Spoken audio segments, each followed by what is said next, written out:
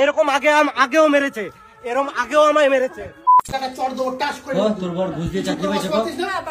ঘুষ দিয়ে চাকরি পাই কি না? আগের কথা ঘুষ দিয়ে চাকরি পায় না? ঘুষ দিয়ে চাকরি পাইছে, অনেকেই পায়, তো কি হয়েছে? কিছু হয় না তো? না, কিছু হয় না। তো এনার বর ঘুষ দিয়ে চাকরি পেয়েছে আর এটা কন্টিনিউ কেসও চলছে। এরপরে এনার বরের ফটোটা আমি অ্যাড করছি, এটা হচ্ছে এনার বর। পিএফ আছে। তো এরপরে তোমরা সব বিচার করবে। ঘুষ দিয়ে চাকরি এরকম আগেও মেরেছে, এরকম আগেও আমায় মেরেছে।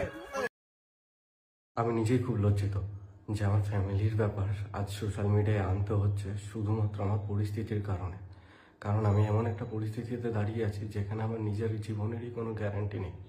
বাড়িতে যাওয়ার পর ঝুট ঝামেলা হতেই পারে, আমি মানলাম, কিন্তু কোনো দিদি বটি নিয়ে কোপাতে আসে, এটা কি মানা চায়? আমি তো কোনোদিনও স্বপ্নও ভাবিনি। আর এই সব আমার বাবা মা কী করে সাপোর্ট করে আমি এখনও বুঝতে পারি না। আর সেই সাপোর্ট করতে গিয়ে যে বটিটা দিয়ে আমি কোপ দিয়ে ওখান দিয়ে পালিয়ে এসেছি, সেই ব্লেমটা দিতেও আমার বাবা মা একবারও পিছু পা হাঁটেনি। একটা মেয়েকে বাঁচাতে গিয়ে যে একটা ছেলেকে এরকম বিপদের মুখে ফেলে দিতে পারে, সেটা হয়তো আমার বাবা মাকে না দেখলে আমি বুঝতে পারতাম না। তোমরা নিজেরাই একবার এই কল রেকর্ডিংটা শোনো না। তুমি তো আমার জেল খাটাবা যা দেখতেছি।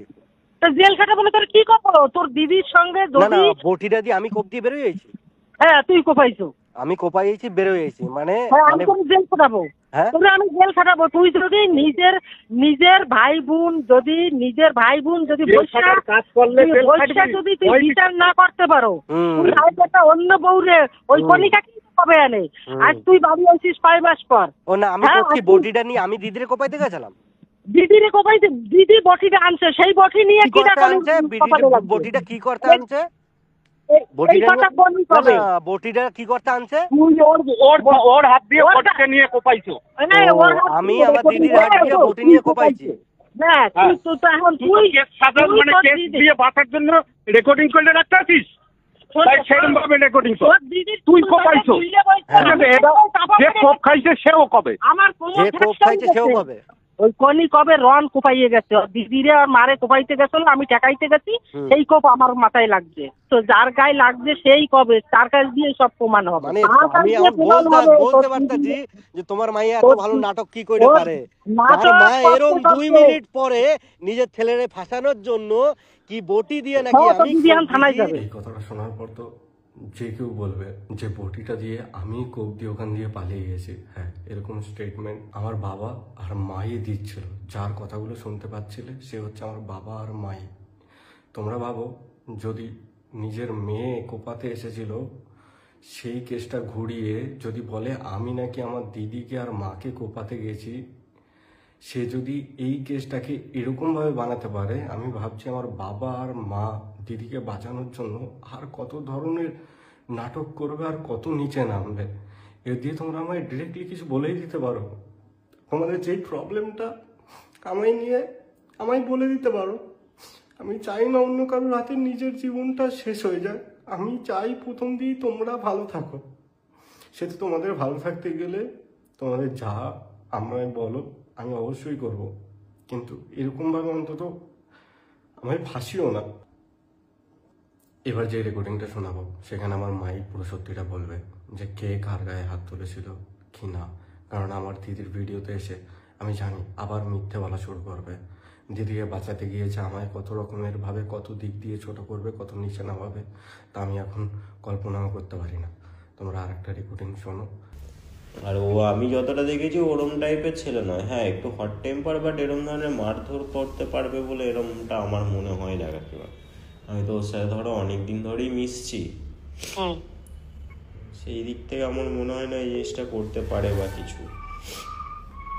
জানি না পুরোটা তোমাদের ফ্যামিলি ব্যাপার কি হয়েছে। আমাকে যেটুকু কালকে রেকর্ডিং শোনালো তার সেখানে তো দেখলাম তুমি ওর কাছে ভিডিও করা আছে, সেই দেখে তোরে দেখাইছে। ওই দিদির মারধরের ভিডিওটা তো?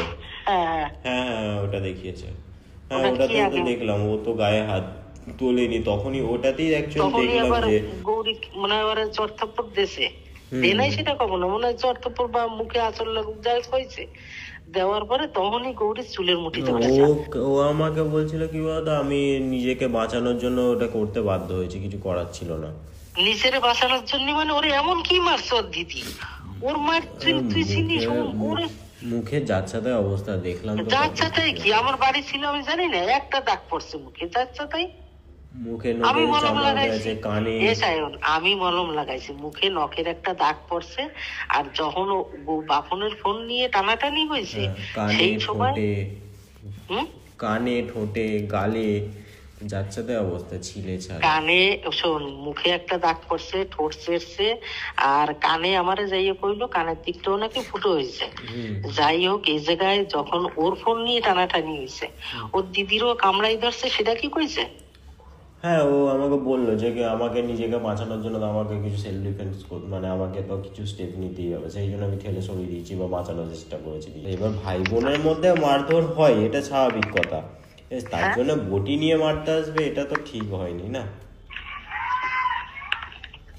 বটি দিয়ে মারতে গেছে, তোর কাছে ভিডিও আছে? ওর উপরে ভিডিও দেয়? কালকে রাতের রেকর্ডিং এ তো শুনলাম যে বটিটা নাকি রনি নিয়ে এসে কুপিয়েছে। না না না, যদি রাগের বসে যদি কোপটা পড়েই যেত, যার গালে পড়েছে, ধরো গালটা তো শক্ত, এটাতে রনের গলাতেও পড়তে পারতো না,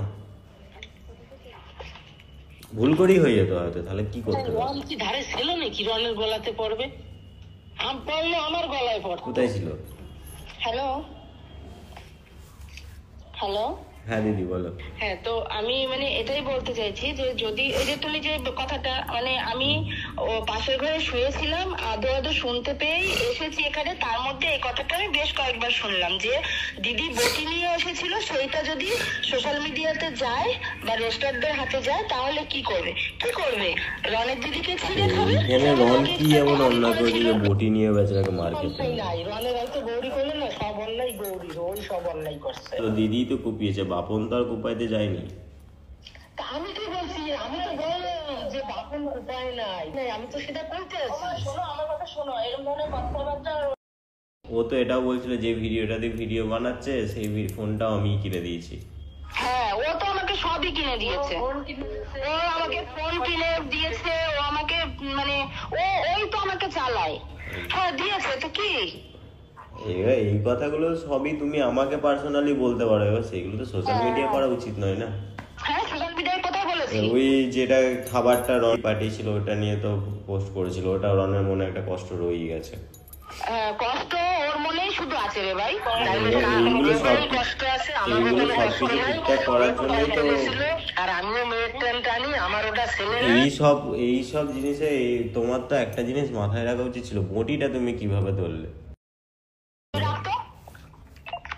তো তোমরা নিজেরাই শুনতে পেলে যে চর্তাপ্পটা দিদি আমায় প্রথম শুরু করে।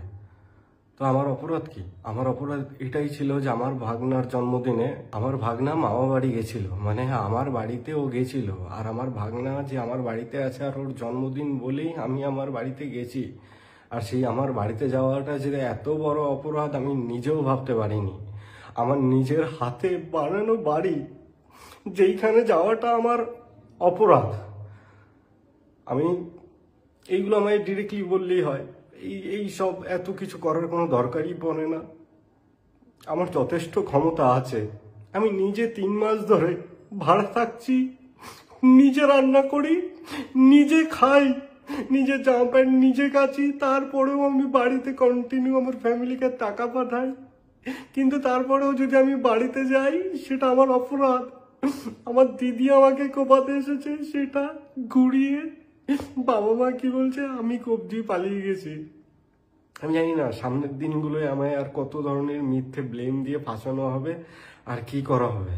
আর আমিও জানি না যে আমি কি ভুলভাল ডিসিশন কি নেব, কারণ অলরেডি দিদি কান্না করে করে ভিডিও পোস্ট করছে। কিন্তু এটা তোমরা জানো না যে দিদি অলরেডি আমার নামে কেস করে এসেছে, সেখানে আমার মা সাক্ষী দিচ্ছে। মানে ভাবতে পারছো যে আমার দিদি আমার এত ভালো চায়, এত কিছু করার পরেও আমার দিদি কেস করা হয়ে গেছে। হ্যাঁ, আমার দিদি আমার নামে অলরেডি কেস করে দিয়েছে, সেটাই মা সাপোর্ট করেছে। আর এইগুলো আমার জামাইবাবু যে ঘুষ দিয়ে সরকারি চাকরি পেয়েছে তার কত লাইন গার্ড জানা আছে, তোমরা আশা করি জানো।